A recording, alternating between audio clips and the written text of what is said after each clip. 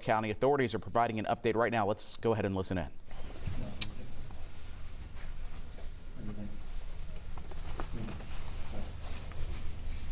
Ready? Okay. Y'all ready? Everybody good? All right, good afternoon. I'm Sheriff Eric Levitt, that's E-R-I-C-L-E-V-E-T-T. So on November the 30th, our National EMS, our ambulance service here, responded to the Rockdale County Jail of a report of an attempted suicide. They transported inmate Timothy Shane to Grady Hospital, accompanied by our transporting deputies for medical examination. On December the 1st, around 1:20, inmate Shane decided he wanted to escape from Grady Memorial Hospital. After he escaped, he then stole a vehicle that was parked and running in the area of Piedmont Avenue and Auburn Avenue. He crashed the vehicle into another vehicle as he fled. And let me make sure I express that no one was chasing him at the time, and when he crashed into that other vehicle. When he crashed, he jumped out of the vehicle and ran on foot. When he left the hospital, he was only wearing a gown, no shoes, no socks. At the time, inmate Shane, we knew that inmate Shane had a history of fleeing and stealing vehicles, which was a huge concern of ours once we learned that he had escaped from the hospital. Once we was notified, we launched units in the area of the hospital, along with Atlanta PD was called, who assisted us, as well as Fulton County Sheriff's Office. Once Atlanta PD arrived on the scene to work the accident and speak with the owner of the vehicle, they discovered that a handgun was missing from the vehicle, and at that time we considered inmate Shane to be armed and dangerous.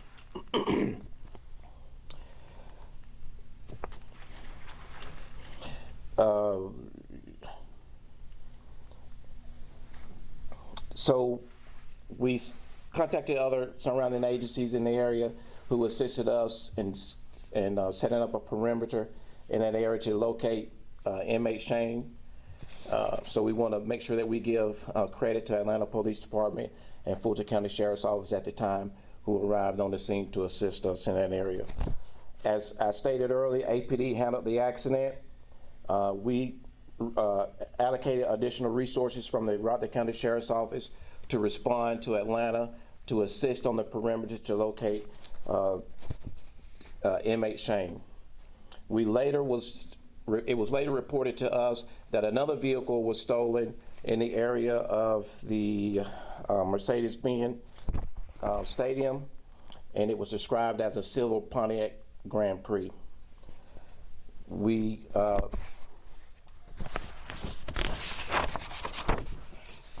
as we were doing our investigation to track down that vehicle, we noticed that that vehicle had hit our flock in Rockdale County around 8:10 a.m. So we knew that he had gotten out of Atlanta early that morning. So our investigators was notified that the vehicle that he was driving was located in Henry County at the Publix on Highway 155.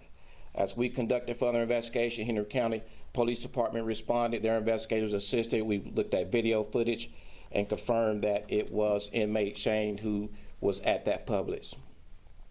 During the course of that investigation, we learned that inmate Shane had a conversation with an individual in that parking lot. We was able to identify that individual who had no connections to inmate Shane, and the vehicle that he was driving was abandoned, which was recovered. Inmate Shane was later picked up, we discovered, through surveillance of the Publix by an Uber driver occupying a black SUV.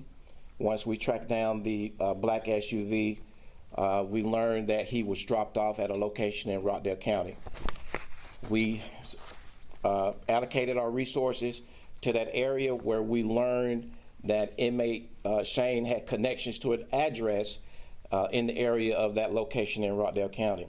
We came back to the office, we put undercovers in that area to watch that house, and we got a search warrant and we went and hit that residence. Once we hit the residence, we found several occupants of that residence, but inmate Shane was not there. However, he had been there earlier. During the course of the investigation, we learned that we received information that inmate Shane had made his way into Newton County, and we received calls around 4:40 p.m. that he was at a Dunkin' Donuts on 278. He had contacted somehow a ride share who picked him up and dropped him off in the area in the middle of the road in the area of Old Monticello Way. Once we received that information, we allocated resources in that area on Old Monticello Way, and we contacted the Covington Police Department who assisted us in that area. Covington PD began to receive tips that there was a white male knocking on doors in that area. The Covington PD units responded, as well as Rockdale Sheriff's Office units responded, and we deployed K9. K9 began tracking in that area. As we were tracking and attempting to locate the suspicious male in that area, we did discover that it was inmate Shane based upon Ring camera footage that we received to identify him. We contacted the Georgia State Patrol helicopter to assist us in locating him once he was identified that was him in that area. And we also, as I stated earlier, had K9 deployed. We removed K9 once the helicopter arrived and contacted other K9s to assist us because that K9 had became exhausted, and we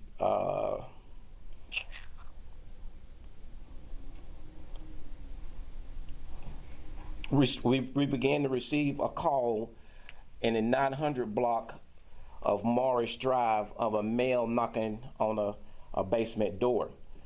Our resources reallocated to that area. Covington Police Department and units and the Rockdale County Sheriff's Office, we began checking that area when we came upon an abandoned residence. And when they went into that residence, that's where they located inmate Shane. He was then taken into custody, and we transported him to the Rockdale County Jail.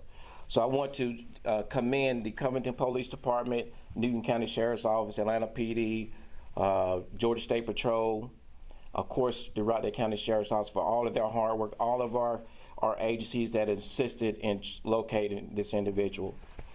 I'm a believer that when a crime happened in Rockdale County, we're going to solve that crime. I am hard on crime, and I'm big about crime fighting. The hard work that the men and women of the Rockdale County Sheriff's Office completed in this mission got this individual in custody in 31 hours. We like to accomplish solving a crime within 48 hours, and we solved this one and got this gentleman in custody in 31 hours. I am confident that we would have gotten him in custody earlier than we did, but time caught us on based upon surveillance that we were counting on. And so with that, this case is still under investigation, a criminal investigation and internal investigation. So there may be some questions that I cannot answer. So with that, I would now open it up for any questions that you may have. With 11 Alive News. I don't want to take away from your accomplishments of capturing inmate Shane, but it appears that this manhunt, this escape wouldn't ever happen if the deputy who was supervising Shane didn't, I guess, lack or fall back on what he was supposed to be doing there. What do you have to say to the community who may be thinking, look, I have some doubts with the Rockdale County Sheriff's Office. How do you answer that? How do you bring back trust? Okay, so no agency is perfect, and every entity, whether it's a governmental agency or whether it's corporate America, is gonna error from time to time. I cannot tell you that any errors was made in this case. As I stated earlier, there's an internal investigation that is being conducted. To use the words lack, I cannot confirm or deny that because it is an open investigation. There would be prejudgment on my behalf to say what an employee was lack in doing because we don't know exactly what they were doing.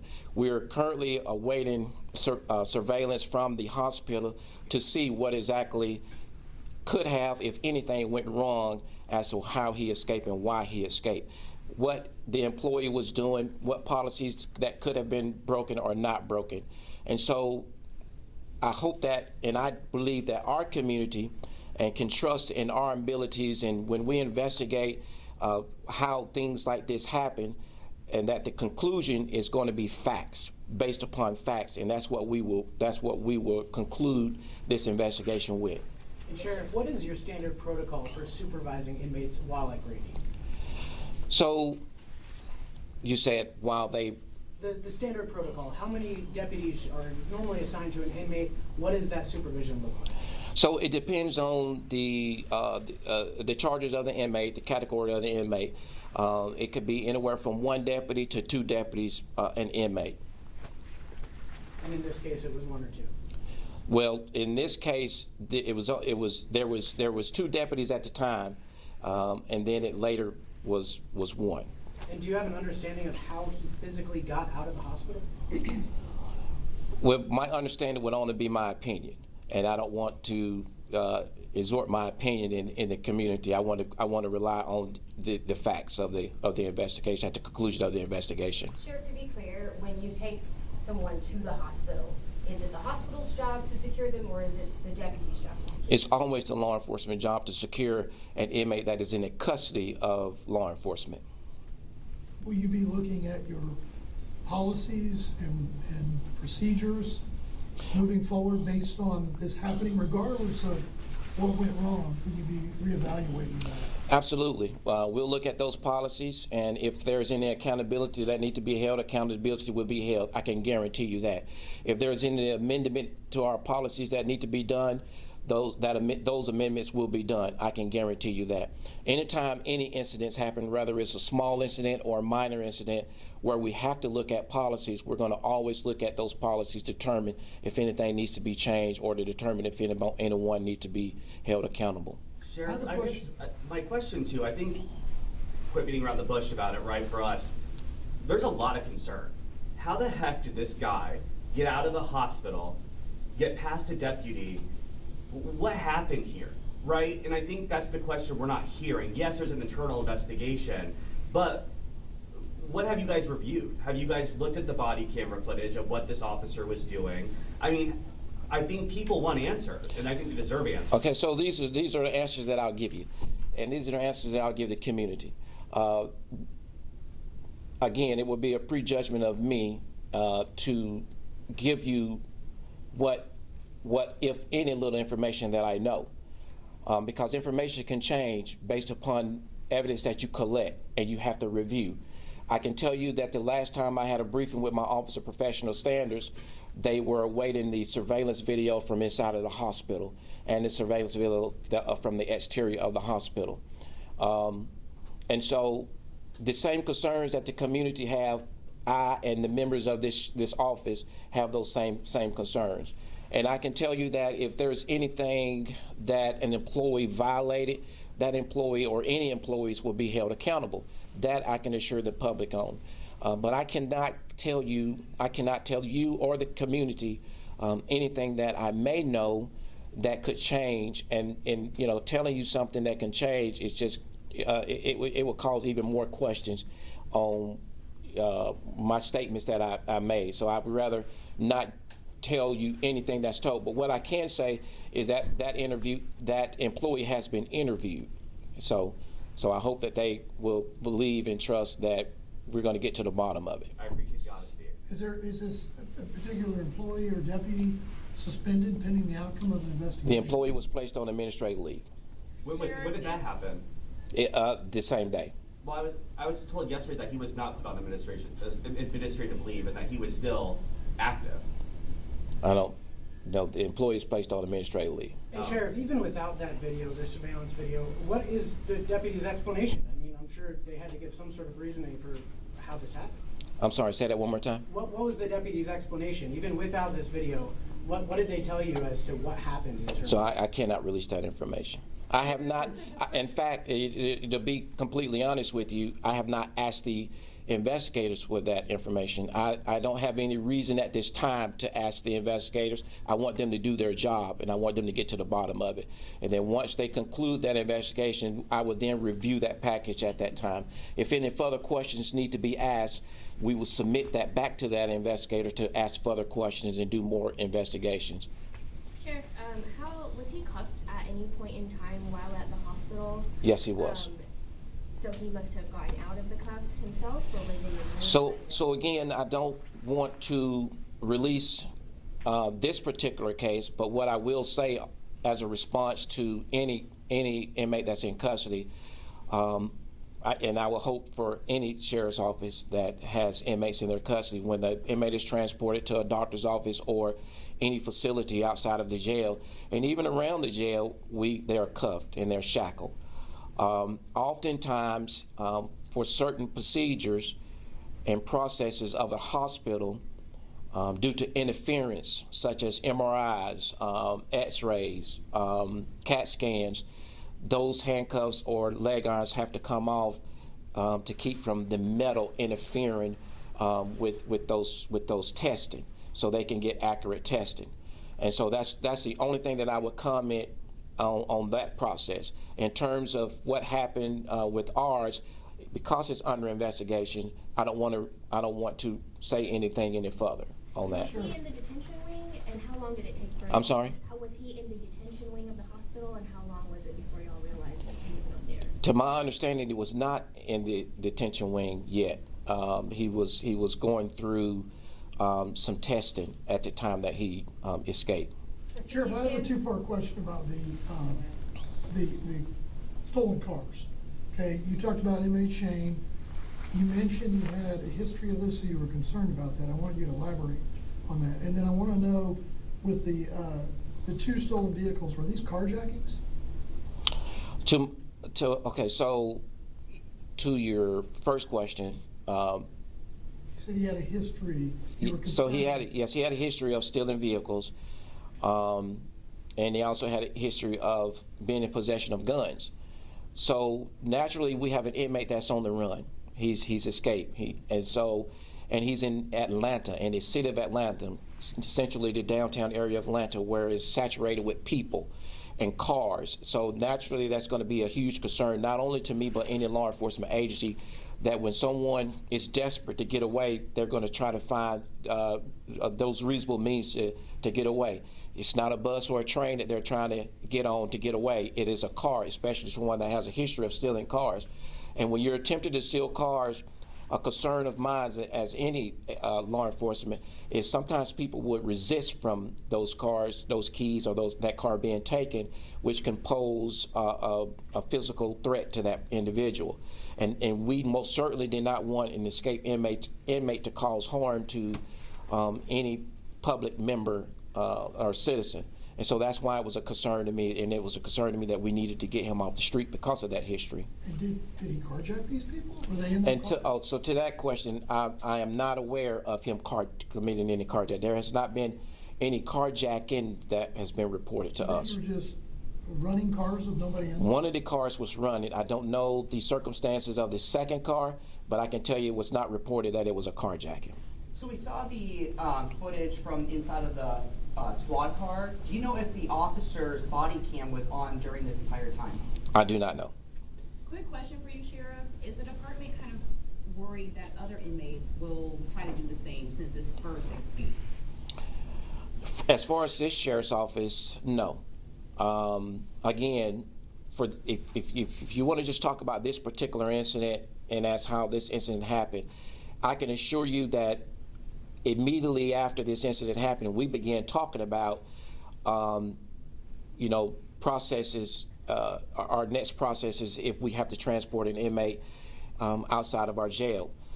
Even if we were following our current process, we talked about additional processes. We pride ourselves on the work that we do here in the security of our inmates and even transporting them. This is just one incident where an inmate escaped. How that inmate escaped, why the inmate escaped is under investigation, and we're going to determine how and why. Sheriff, Sheriff, I how talked to the specific is family your yesterday, policy? and they said that he has a long history of mental illness, including paranoid schizophrenia, along with drug use from the meth that he's done. How will he be treated now? Are things going to be different if he's going to go to a medical side, or I don't know what happens, but just curious. So we have a medical vendor in place, and our medical vendor would determine the resources that need to be utilized for any previous diagnosis that he may have had, and they would do an evaluation based upon what he has reported to them, and they would take a look at what family members may have reported to us. And so just because you receive that information doesn't mean that we have knowledge of that information, but when they come into the jail, we do an assessment of that individual with our medical. Sheriff, let me ask you, just back to your policy about transporting them to the hospital. I know you mentioned he went in for a CT scan. When he came out of the CT scan, is there a policy, is it specific to say how soon the restraints have to go back on the inmates? Well, first of all, we will have that conversation with the medical staff that is doing the testing. And once that medical staff clears us, our hopes is that they're cleared immediately so that those cuffs can go back on.